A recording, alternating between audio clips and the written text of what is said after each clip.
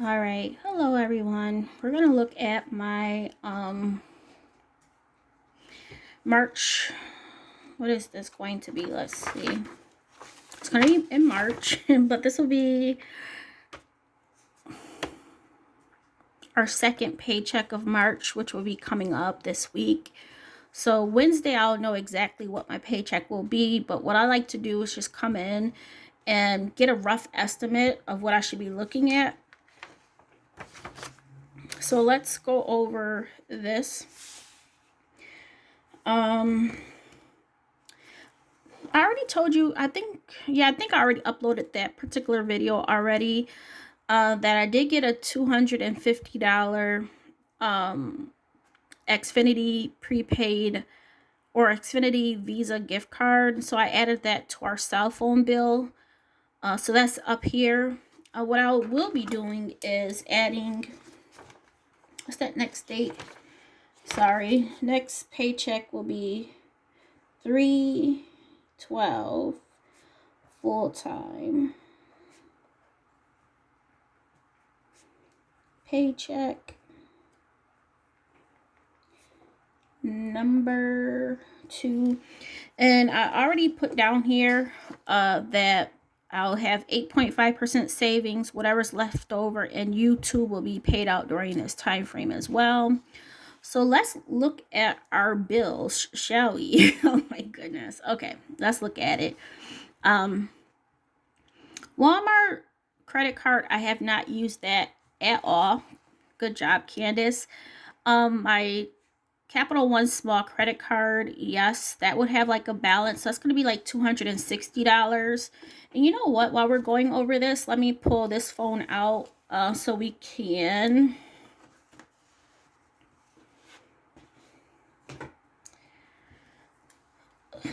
see. And I'm guessing my paycheck will be around 1,200, which will be deposited. So we're going to start off with 1,200. So we'll say 260 for our Capital One small credit card minus Discover. That should be around 150. As I mentioned, that can change. Right now, I think my balance is like 2 something, but I do have to put the reimbursements from these free items back into my account and then make a payment. So that will go down. But let's just say 150. Let's say 150 for donations minus the 79 for insurance, 400 for rent. Now let me tell you guys about rent. No way. Are you serious? Do you see that already, y'all? Wait, hold on. 1,000. You see this? Oh my goodness. Candace, it's gonna be a tight budget.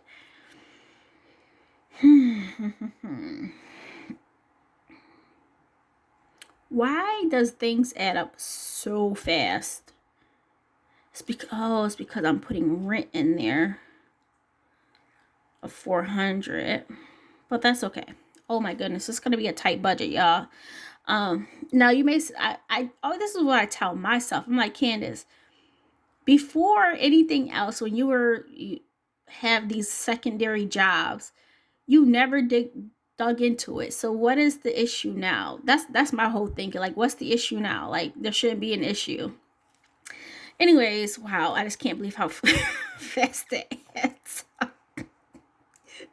Oh my goodness, this is real, y'all, because I promise you, numbers with me, when I see it on paper, unless I add it up, I'm like dumbfounded, right? It's crazy.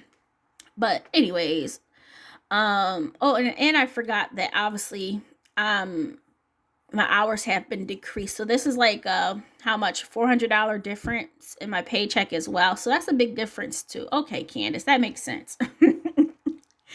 But let me tell you about my rent. So I wasn't paying attention. Recently, we have an app, right, that we can go into, make our payments for our rent, check out like our water bill, trash bill, and all of this. It's all included in our monthly bill. So it can vary, right? Well, our rent is one thing, and then, the water bill and sewer, that can vary. Anyways, I always like to check it like on the 5th of the month just to make sure before the grace period goes, just to make sure my balance is either at zero or at a credit balance, because you guys know I've been paying on it more every month. Well, I logged in on the 5th and I had a balance due of still $12 and like 30 something cents. Now I'm like, hold on. I've been paying extra. So I shouldn't even have a balance. I should either be at zero or a credit balance. Now looking it over for March, I was just like, because I was just dumbfounded, right? I'm just like, before the first hit, I was at a credit balance. Now it's the 5th. What happened between those couple of days? Well, there was a non-compliance fee of $40 for March and for February that I didn't even know about. That's what happens when I overpay. When you see a credit balance, you kind of don't look at everything. So I don't know if I'm going to still continue to overpay you guys. That may start to change because I don't want to be caught off guard like I was this time. So let me tell you the story. That non-compliance fee, I'm like, I don't know what this is for, and I'm like, for February. So the only thing I could think of was my when I did my rent renewal, like my lease renewal, I did it all online versus filling out the paper and bringing it to the office, right? I'm like, okay, let's just do it all online, more safety for them as well, too, right? So, I ended up messaging them and I'm like, what is this $40 non-compliance fee for the month of March and February? There's $80. I said, the only thing I can think of is my renter's insurance. But I had renter's insurance. When I did the lease renewal online, this was my first time. Now you have to figure there's a lot of changes that have happened even at my complex because of the coronavirus. And one of them was that you can renew your lease through the app. So I'm like, okay, cool. When it came to the time of asking about my renter's insurance, it asked me if my policy was the same number. And I said yes. And I just kept it at that. I just kept on moving. I'm like, hey, they got the policy number. I'm good to go. So, and then this is what happens. My complex, the manager and so forth, they're not so understanding. I don't really care for the management at all at my complex. So anyways, what happened was I've been in contact with them. I'm like, hey, what's this fee? Oh, you never sent us your declaration showing that you have insurance. And I'm like, I can give you that. And I explained to them, hey, with the coronavirus, things being available online, when I did the lease update, part of it was asking if I have renters insurance. It asked me did I want to buy new renters insurance with a different company that they go through or with my own. And I said with my own, and it had my policy information there. So what's the issue? Oh, you still have to provide actual documentation. Now, nowhere on the website did it say that. She's like, but it says it in the addendum. So I'm like, okay, here goes. I sent them, the screenshot or uploaded the page from my insurance documents. Oh, we're not listed on there. Previously, we were listed as, if something happens, they have to be listed on there as well as the ones that will be on the policy. So if money were to get paid out, they're listed on there as well. And I'm like, I haven't made any changes. Can you make sure you take off those fees? Oh, you have to contact your insurance company and have them provide you a letter saying that they removed us off of your policy. But I'm like, there hasn't been any changes to my policy. Anyways, going back, I've switched over. You guys know I've switched over from Progressive to MetLife back in January of 2019. And ever since then, I have MetLife, and I've always given them the same document, right? Same document. And it never had their name on it. But when they messaged me, they said, previously on older ones, we were listed. So I sent them the documents that I always gave them before. Their name was never listed on it, but when I called MetLife, they had like another letter to give more information, and they're listed there. And I'm like, see, from this date on this additional documentation, you're listed here, but on the declaration it doesn't have your name on it. I can't speak for MetLife on how they have their stuff. So anyways, I'm still waiting to see if they're going to credit me back my $80. They better credit me back my $80, because the website, when you did the documentation or ask for the stuff, it didn't say please still provide a paper copy. And she said, but the addendum has it. But I'm like, what's the point of doing everything electronically if I still have to give you something by paper, a physical copy, or send it to you by email? That just doesn't make any sense. But anyways, I'm like, okay. So I messaged them back. This has been ongoing since like Thursday or Friday. Saturday, they never got back to me. Sunday, they never got back to me. And I'm waiting. I've sent them an email today, so hopefully they'll get back to me. I mean, they're right around the corner, but I'm like, I'm not going to go there and speak to them face to face. I'm giving you all the documents. But that's that. I want my $80, y'all. So we're at $161 left. My goodness.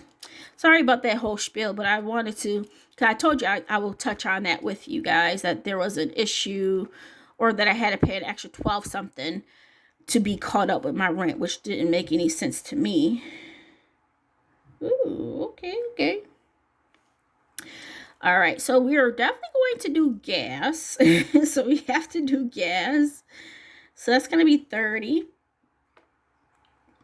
Now, I said I was going to add Jamez back onto back to an allowance, but I'm not this time. So let's come back to allowance, because I may not get an allowance either, to be honest. So let's say minus 50. So we'll definitely get groceries. The dogs is definitely a must of $25.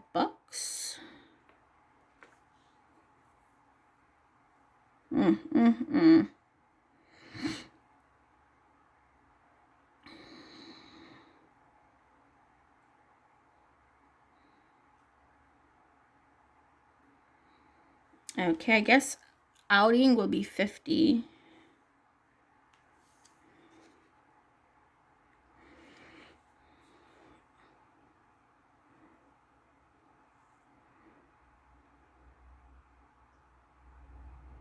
And I guess this would want to put it here, because I think we need some house stuff now.